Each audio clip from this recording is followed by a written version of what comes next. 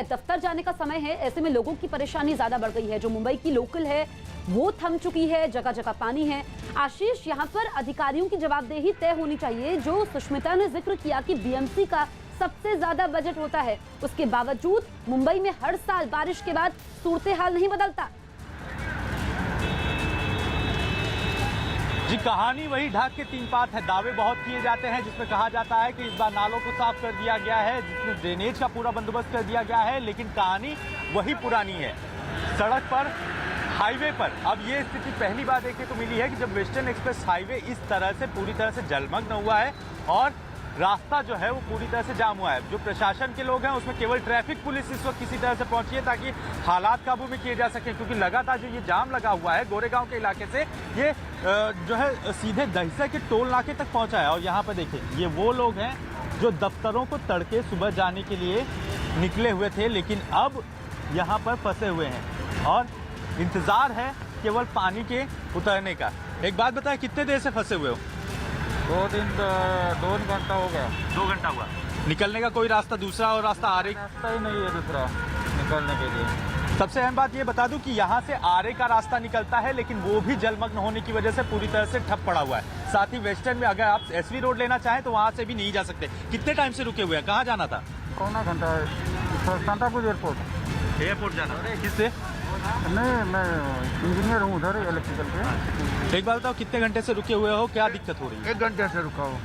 1 घंटे से भीग रहे हो, लेकिन जाने का रास्ता अभी तक मिला है? नहीं मिला है। ये हर किसी की कहानी है। यहाँ पर जहाँ तक नजर जाएगी बाइक सवारों का एक पूरा झुंड आपको दिखाई पड़ेगा। ये वो लोग हैं जो तेज रफ्तार में भी निकल जाते हैं, लेकिन कहीं ना कहीं अब पानी की रफ्तार ने इनकी गति को रोका हुआ है। और साफ तौर पे हालम ये है कि चारों तरफ पानी है और उससे पार पाना कहीं ना कहीं मुंबईकरों के लिए मुसीबत भी बना हुआ है। जो ये सड़क के किनारे आप कुछ लोगों को जाते हुए देख रहे हैं, ये वो लोग हैं जो किसी तरह से अब गाड़ियों को छोड़कर किसी तरह से एक ऐसे हिस्से की तलाश में जुटे हुए हैं ताकि कम से कम बरसात से भीगने से कुछ देर तक जो है वो बचा जा सके।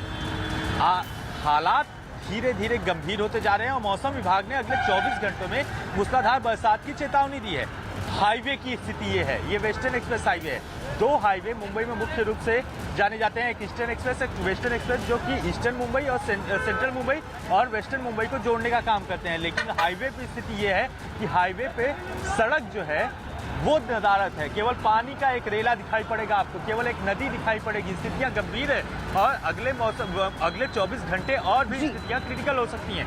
हालत यह है कि कोरोना के पीरियड में भी लोग जो नौकरी करने के लिए निकले हैं, अपनी रोजी रोटी के लिए निकले हैं, वो परेशानी में उलझे हुए हैं। प्रशासन की तरफ से परेशानी से जूझ रहे हैं, लोग फंसे हुए हैं। इस बीच हमारे सहयोगी पारस ने भी हालात का जायजा लिया है। एक रिपोर्ट उनकी हम देखते हैं।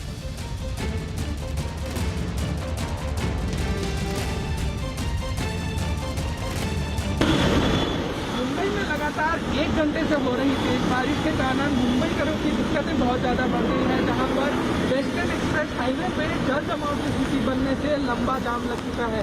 हम दहिसर चेकनाका इलाके में हैं।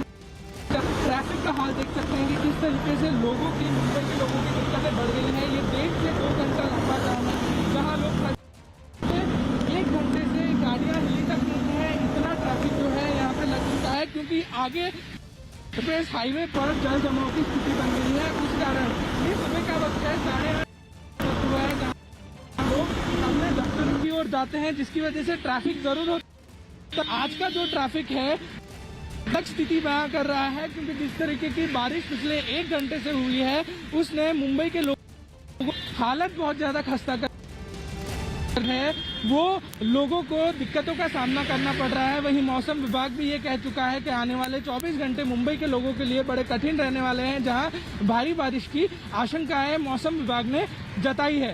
कैमरामैन रितेश पाटिल के साथ पारस दामा, न्यूज़ 18 इंडिया। आशीष, हम पारस की भी रिपोर्ट देख रहे थे। लंबा जैम लगा है, मुंबई की सड़कें पानी पानी है। अगले 24 घंटे काफी अहम है। ऐसे में सवाल ये खड़ा होता है कि अब आगे क्या, अगर स्थितियां और गंभीर होती है, बारिश और तेज होती है, तो फिर कैसे इससे निपटा जाएगा? जी, स्थितियां जिस तरह की बनी हुई है उससे आगे की स्थिति का अंदाजा केवल इसी से लगाया जा सकता है कि केवल भगवान भरोसे ही कहा जा सकता है मुंबई के हाल को बरसात में, क्योंकि जिस तरह से लगातार अगले केवल कुछ घंटे की बरसात हुई है उसमें ये हाल है कि ड्रेनेज खोले जाने के बावजूद भी अभी तक पानी का निकास नहीं हो पा रहा है।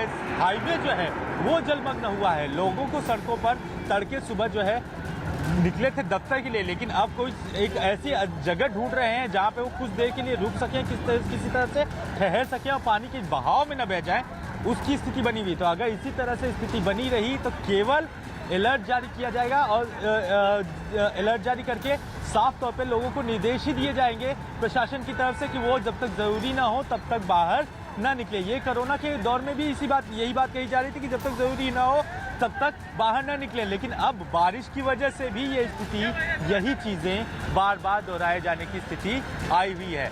हालत ये है कि सड़क पूरी तरह से जलमग्न है। वेस्टर्न एक्सप्रेस हाईवे, खास बात यह है कि अंधेरी का इलाका, जोगेश्वरी का इलाका, बैंड्रा का इलाका, CST का इलाका या कहे चर्चगेट का जो टाउन का इलाका है, वहाँ उसे जोड़ने वाला ये हिस्सा है।